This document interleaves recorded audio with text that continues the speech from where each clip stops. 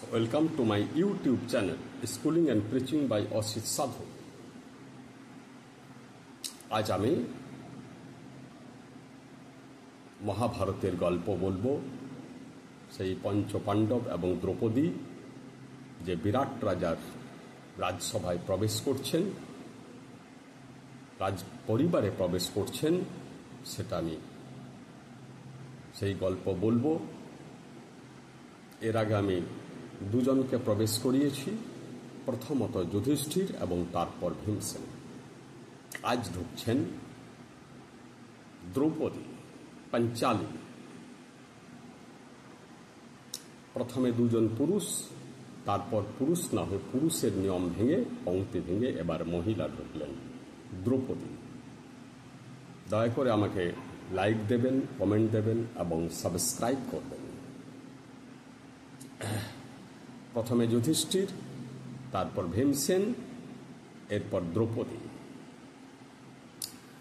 দ্রৌপদী খুব ব্যক্তিত্বশালিনী, ভদ্র মহিলা। তিনি খুব একটা পরিষ্কার নন, তার গায়ের রং কালোর দিকে, অর্থাৎ কৃষ্ণ থেকে কৃষ্ণ। ভগবান কৃষ্ণ এবং দ্রৌপদী কৃষ্ণ, কারণ দ্রৌপদী ভগবান কৃষ্ণের ভক্ত। তো তিনি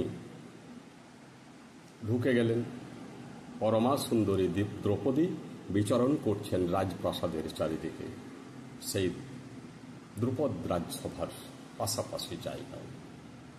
তখনকার দিনে অত বেশি জনসংখ্যা ছিল না, তাই তিনি চেষ্টা করছিলেন যে কি করে সেই রাজা বা রানী তাকে নিজে থেকেই দেখতে পান এবং ডেকে নেন।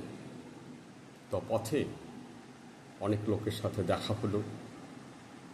অন্য লোকেরা দ্রৌপদীর সুন্দর গাত্র দেখে, অনুপম চেহারা দেখে অবাক হয়ে যাচ্ছে যে এই ভদ্র মহিলা কোথায় যাচ্ছেন।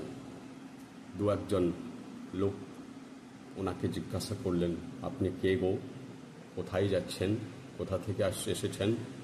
দ্রৌপদী বলছেন, আমি শৈরিন্দ্রী। শৈরিন্দ্রী কথার অর্থ যে অন্যের বাড়িতে কাজ করে জীবিকা নির্বাহ করে। উনি আরও বললেন যে আমি অন্যের বাড়িতে কাজ করে আমি জীবিকা উপার্জন করি, আমি সাজাতে জানি, আমি কেশরঞ্জন করতে জানি, আমি সুন্দর করে মানুষকে সাজিয়ে দিতে পারি। নানান রকম সাজানোর ডেকোরেটিং আর্টিকেলস আমার কাছে আছে, আমি সাজাতে পারি এবং তার বিনিময়ে আমি বেশি কিছু চাই না। আমি কেবল আমাকে যে অন্ন দিয়ে আমাকে লালন পালন করবে, আমি তাকে সেই বাড়িতে আমি কাজ করতে রাজি আছি।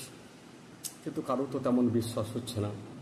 যাই হোক, বিরাট রাজার স্ত্রী দেখতে পেলেন সত্যি, এবং তিনি দ্রৌপদীকে ডেকে পাঠালেন তার সহচরী দিয়ে। দ্রৌপদী ঢুকে গেলেন, সুদেষ্ণা অভ্যর্থনা জানিয়ে গ্রহণ করে নিলেন। বলছে, তুমি কে? বলছে, আমি শৈরিন্দ্রী হিসাবে কাজ করতে চাই, আমি আপনার বাড়িতে সাজাবো, আমি মানুষের কেশরঞ্জন এবং দেহরঞ্জন করি, আমি খুব বিপন্ন। আমি আগে সত্যভামার বাড়িতে কাজ করতাম, সেই কৃষ্ণের স্ত্রী। আমি সেই পঞ্চপাণ্ডবের যে স্ত্রী দ্রৌপদীকে আমি সাজাতাম, সত্যভামাকে সাজাতাম। আমি এই সব রাজরানীদেরকে সাজিয়েছি এবং সেখানেও আমি প্রচণ্ড এই সাজানোর ব্যাপারে যথেষ্ট আমি সুনাম অর্জন করেছি। আমি এখানেও আমি আপনার কাছে সেই কাজ নিতে চাই, কেবলমাত্র অন্ন বস্ত্রের বিনিময়ে। আমি ভালো খাবার চাই এবং প্রয়োজনীয় বস্ত্র চাই।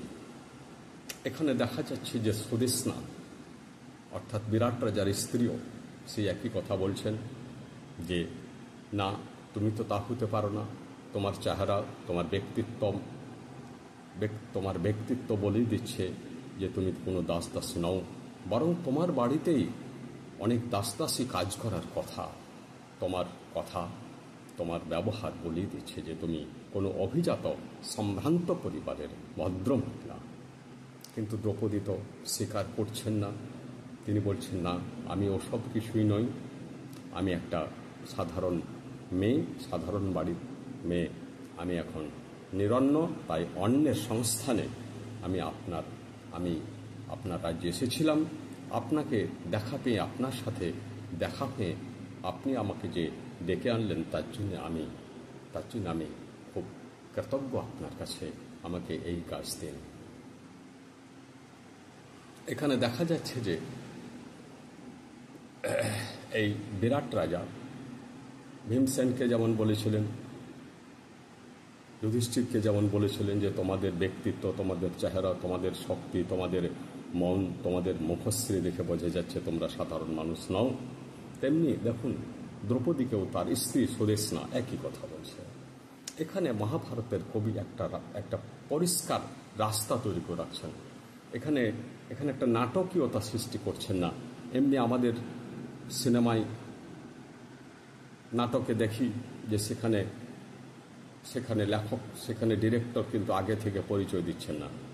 তারপর হঠাৎ কোন একটা সময় হঠাৎ একটা অন্য পরিচয়ে লোকটা দাঁড়িয়ে গেল। এখানে একটা নাটকীয়তা থাকে।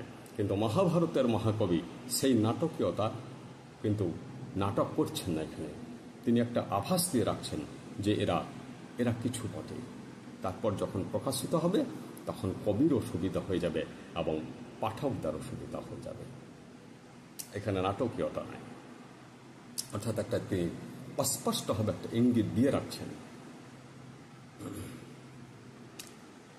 আমরা মহাভারতের এই যে মহাকবির একটা বৈশিষ্ট্য হচ্ছে তিনি হঠাৎ অনেক কিছু করতে চান না। তিনি কি করতে চান? মোটামুটি একটা আভাস দিয়ে রাখেন এই ঘটনার প্রেক্ষিত কি এবং এর ফলে ভবিষ্যতে কি ঘটতে পারে। অর্থাৎ পাঠক মোটামুটি আন্দাজ করুক যে ব্যাপারটা কি। তো দ্রৌপদী তো শৈরেন্দ্রী হিসাবে ঢুকে গেল এখানে, এবং তার জন্যে সমস্ত বাইরের দরজা, ভেতরের দরজা সবই খোলা থাকলো। পূর্ণ স্বাধীনভাবে সে বিচরণ করতে লাগলো। তিনি বললেন, আমি সত্যভামার ঘরে এবং দ্রৌপদীর ঘরে আমি এবং পূর্ণ স্বাধীনভাবে থাকতাম। তাও সুদেশনা কথা দিলেন যে ঠিক আছে, এখানেও তুমি কিন্তু পূর্ণ স্বাধীনভাবেই থাকবে। দ্রৌপদীর কাজ এইভাবে শুরু হলো। এরপর পরের দিন ঢুকবেন অর্জুন, পার্থ ঢুকে যাবেন। দয়া করে শুনবেন সেদিনও, আজকেরটাও শুনবেন। নমস্কার।